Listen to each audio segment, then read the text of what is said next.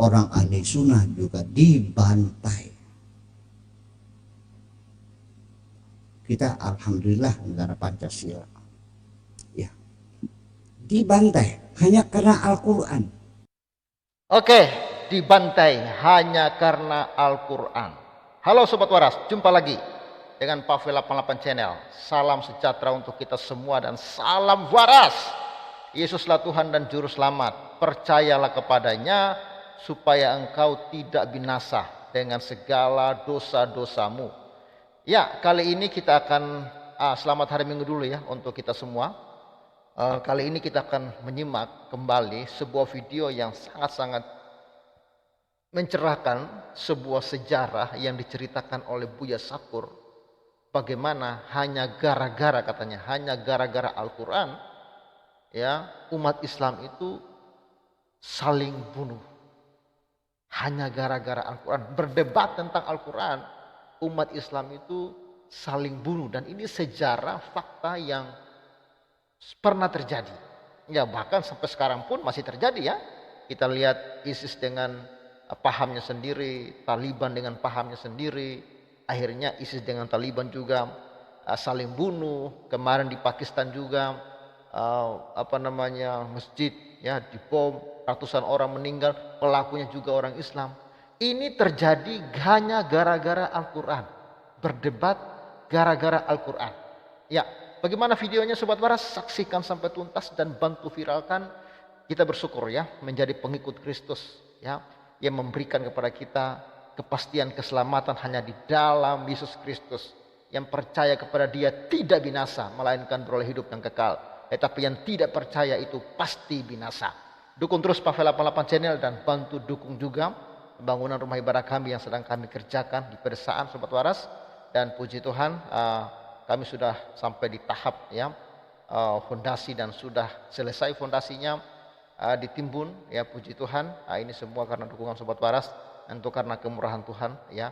Jadi bagi Sobat Waras yang ingin mendukung pembangunan rumah ibadah kami, langsung saja Sobat Waras salurkan melalui nomor rekening yang ada di layar kaca. Dan doa saya, setiap taburan saudara kiranya Tuhan Yesus yang akan selalu memberkati. Oke, selamat menyaksikan video ini dan saudara bisa memberikan komentar yang waras tentu di kolom komentar ya. Sedikit flashback lagi. Ini gara-gara flashback lagi. Saya mau cerita sedikit flashback lagi. Ini gara-gara Al-Quran ini diperdebatkan. Quran ini kalamullah, setuju. Quran ini makhluk atau bukan makhluk, ini menjadi masalah. Nah, jadi berdebat tentang Quran itu makhluk atau tidak makhluk. Hanya karena perdebatan itu ya mereka akhirnya saling membunuh ya. Kalamullah itu makhluk bukan. Mu'tazilah mengatakan Al-Quran itu makhluk, dibuat oleh Allah, dikatakan oleh Allah. Ahli sunnah wal jamaah mengatakan Quran itu qadim ya, sifatun qadimatun qaimatun bizatihi. Qadim itu artinya bukan makhluk. Ini sang raja itu bukan mengurusi bagaimana rakyat supaya makmur, tapi merazia akidah orang. Nah, ini yang jadi persoalan ketika agama dijadikan dasar negara, akhirnya akidah dirazia. Udah gawat nih begini. Nah, itu ya, hati-hati ya. Kita harus lawan terus upaya-upaya dari khilafah-khilafah yang ingin menjadikan Indonesia ini sebagai negara agama. Karena mereka akan ikut campur mengenai iman ya. Kita belum jadi negara khilafah saja, pelarangan gereja sudah terjadi di mana-mana. Bahkan sesama muslim aja sudah saling mengkafir-kafirkan. Yang jenggot mengatakan mereka lah yang masuk surga, lalu menghakimi yang tidak berjenggot ya. Jadi yang tidak berjenggot juga mengatakan nggak ada keharusan berjenggot ya. Jadi bahkan ya mereka dengan mereka aja saat ini sudah mulai ini ya, sudah mulai panas ya. Makanya kita harus lawan setiap usaha-usaha untuk menjadikan negara Indonesia ini sebagai negara Islam atau negara khilafah. dengan sistem syariat Islam, ya kita larang, kita lawan. Apa yang terjadi? Ceritanya adalah di kota Irbil, seorang pemimpin pangeran di Irbil situ, dia seorang ahli sunnah wal jamaah. Ketika sedang khutbah Jum'ah, dia katakan dalam khutbah Jum'ah bahwa nanti setelah saya selesai khutbah, silakan kambing yang sudah diikat, onta, sapi silakan dipotong. Nanti kalau saya sudah selesai khutbah. Dan saya khusus hari ini Idul Adha juga punya korban istimewa, yaitu kepalanya Syekh Jaham. Wow, jadi bayangkan ya, hanya karena beda ya, beda keyakinan dalam tanda kutip ya, Quran ini apakah makhluk atau tidak, ya akhirnya kepala ya seorang syekh itu menjadi korban untuk Idul Adha. Sadis ya. Pemimpin Mu'tazilah di kota Irbil akan saya potong nanti. Begitu turun dikeber kepalanya langsung dipotong di tanah lapang seperti itu. Ini adalah tragedi.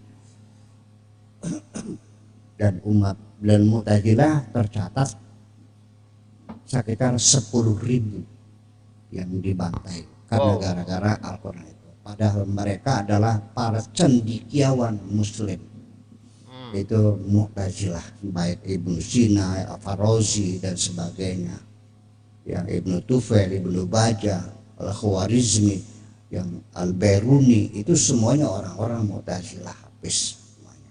Oke? Nah, ketika yang jadi raja itu Mu'tazilah, orang ahli sunnah juga dibantai.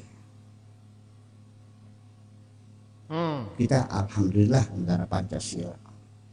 Ya. Luar biasa ya, saling bantai. Ya, saling bantai. Ya, makanya kita bersyukur ya, negara Pancasila walaupun ya negara ini memberikan kebebasan umatnya untuk memeluk keyakinan masing-masing, tapi negara ini tidak boleh dikontrol oleh hukum agama. Ya, kita dikontrol oleh Undang-Undang Dasar dan juga Pancasila. Ini perlu kita syukuri ya. Jadi jangan sampai negara kita ini ya jatuh kepada pemimpin yang didukung oleh khilafah, pemimpin yang otaknya otak khilafah. Kita harus waspada. Dibantai hanya karena Al-Quran. Nah, dibantai hanya karena Al-Quran, kata Buya Syakur. Jadi termasuk imam-imam besar, apakah Abu Hanifah, Imam Hambali, Imam Syafi'i, diinterogasi, dipanggil, ditanya Imam Hambali, Al-Quran makhluk? Ini khalifahnya Khalifah Ma'mun, Mu'tasim billah, yang Mu'tazilah jadi raja. Orang di sana dipanggil semuanya. Yang mengatakan Quran bukan makhluk masuk penjara, gebugin, disiksa. Ahmad bin Hanbal, imam besar ya, siapa yang tidak kenal madzhab Hambali? Siapa yang tidak kenal madzhab Hambali? Ya, Abu Hanifah, sesepuh umat Islam pada zaman itu juga masuk penjara.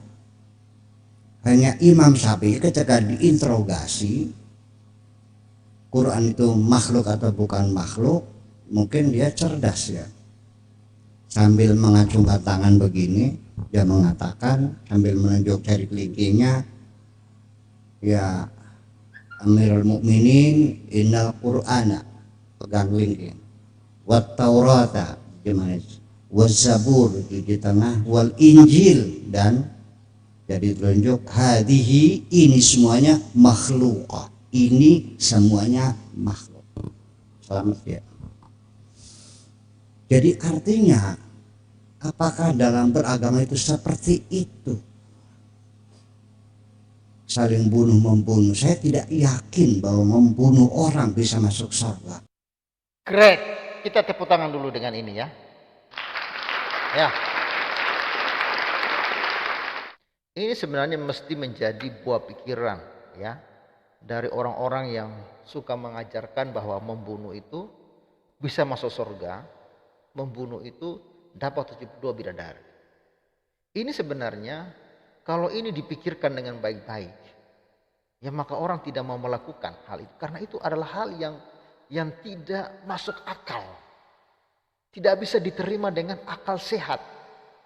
Ya, sedangkan Tuhan itu menciptakan kita itu untuk berpikir dengan akal sehat. Dengan hati nurani. Dalam hati nurani Anda, apakah Anda yakin hal itu? Buya Sakur ini sangat jujur loh. Dia mengatakan saya tidak yakin. Dengan membunuh orang itu bisa masuk surga. Ya enggak ada. Dan dengan usaha kita, sebaik apapun kita, tidak bisa kita masuk surga. Amal ibadah kita, agama kita, tidak bisa kita masuk surga. Kita hanya masuk surga itu hanya karena anugerah Tuhan. Kasih karunia Tuhan semata. Pemberian Tuhan. Kita tidak bisa sogok Tuhan dengan pelayanan kita. Kita tidak bisa sogok Tuhan dengan kebaikan kita. Kita tidak bisa sogok Tuhan dengan kerajinan kita. Tidak bisa sogok Tuhan dengan jabatan kita. Tidak bisa dengan uang kita. Nggak bisa. Walaupun Anda sudah menyumbang banyak ke gereja, Anda berharap masuk surga. Nggak bisa. Karena surga itu hanya pemberian Tuhan. Dan syukurnya Tuhan sudah memberikan surga itu kepada kita. Tuhan sudah berikan surga itu kepada kita. Dia tidak mau kita binasa, tetapi dia ingin kita selamat. Makanya dia mengutus anaknya yang tunggal, yaitu Yesus Kristus. Firman Allah yang telah jadi manusia.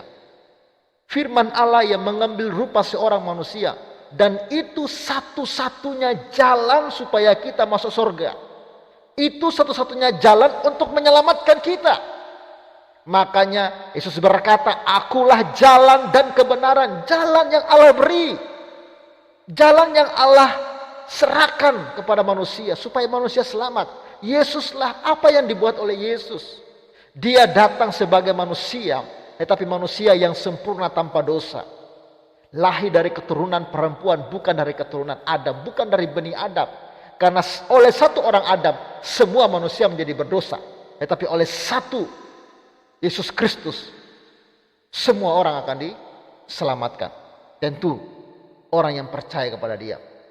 Yesus lahir tanpa dosa, mati untuk menyelesaikan semua dosa kita. Jadi kita yang berdosa, dosa kita ditimpakan kepada Yesus. Dia mati dan dia katakan di atas kayu salib, tetelestai, sudah selesai. Setelah dia mati, dia tidak mati terus. Tetapi pada hari yang ketiga dia bangkit dari kematian. Setelah dia bangkit, dia menampakkan diri kepada murid-muridnya. Selama 40 hari dia tampakkan diri. Ya, setelah itu dia naik ke surga. Untuk apa? Menyediakan tempat bagi orang yang percaya kepada dia. Dia dari surga datang ke dunia dan kembali ke surga. Bahkan dia berkata, aku pergi ke surga menyediakan tempat bagimu. Di mana aku berada, di situ pun kamu akan berada. Dan dia akan datang kedua kali menjemput orang-orang yang percaya kepada dia. Jadi keselamatan itu bukan karena perbuatan kita. Tetapi karena Yesus Kristus yang telah mati untuk menyelesaikan dosa kita. Dan setiap orang yang percaya kepada Kristus akan dikaruniai Roh Kudus yang tinggal berdiam dalam hatinya. Roh Kudus itulah yang akan bekerja menjamah kita. Mengubah hidup kita. Sehingga kita akan menjadi pribadi yang lebih baik. Dari hari ke hari, dari tahun ke tahun. Lebih benar, lebih mulia. Untuk kemuliaan nama Tuhan. Jadi percaya dulu kepada Yesus supaya selamat. Dan orang yang percaya kepada Kristus pasti akan memiliki yang namanya buah-buah roh. Jadi bukan perbuatan kita yang membuat kita selamat. Tapi kasih karunia di dalam Kristus. Apalagi ada ajaran yang mengatakan membunuh supaya masuk surga. Waduh. Buya Sakur, saya setuju. Nggak bisa masuk surga dengan membunuh orang lain. Seperti itu. Saling bunuh membunuh. Saya tidak yakin bahwa membunuh orang bisa masuk surga. Yes. Betul katanya. Saya tidak yakin ngebom pasar orang pada mati, ngebom terminal, ngebom sampai di orang lagi sholat Jumat. Kapolresta Cirebon sampai sekarang masih cacat Pak ya. Yakin enggak melukai orang masuk surga? Coba kita pakai logika yang sehat. Saya Ya, pakai logika yang sehat, yang waras. Yakin gak melukai orang itu bisa masuk surga? Ayo drone, tobat drone. yakin orang yang menghidupi manusia yang bakal masuk surga, bukan yang membunuh manusia dong. Betul nggak? Ya iya, yang membahagiakan orang yang bakal masuk surga. Walaupun saya tidak setuju dengan pernyataan Buya Sakur bahwa orang yang masuk surga itu adalah orang yang menghidupi orang lain, orang yang berbuat baik, ya. Tetapi itulah imannya Buya Sakur, saya hargai, walaupun saya tidak setuju. Tetapi iman Kristen mengatakan bukan perbuatan yang menyelamatkan. Saudara bisa baca Efesus 2 ayat 8, 9, ya, 8 dan 9. Saudara baca, bukan karena perbuatan amal, tetapi karena kasih karunia Tuhan. Tetapi orang yang sungguh-sungguh dalam Kristus, yang sungguh-sungguh menerima anugerah Kristus, pasti orientasi hidupnya ingin memuliakan nama Tuhan. Cara memuliakan nama Tuhan adalah apa? Tentu dengan kita berbuat baik, dengan kita beramal, dengan kita melayani, dengan kita memberitakan Injil, dengan kita beramal, ya, dan lain sebagainya. Menghidupkan orang lain, dalam tanda kutip menolong orang lain. Itu buah dari keselamatan. Bukan supaya selamat untuk berbuat baik, tidak. Tetapi buah dari keselamatan. Buah dari percaya Yesus.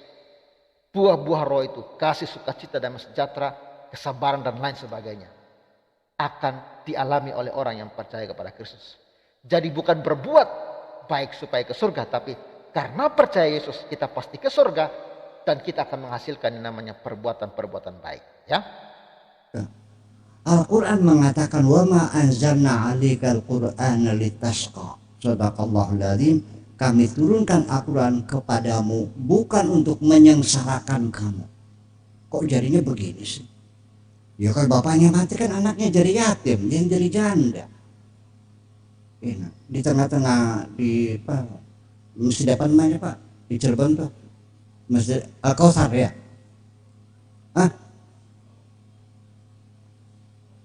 Oh ya, adzikra. Di tengah salat Jumat meledakkan sendiri.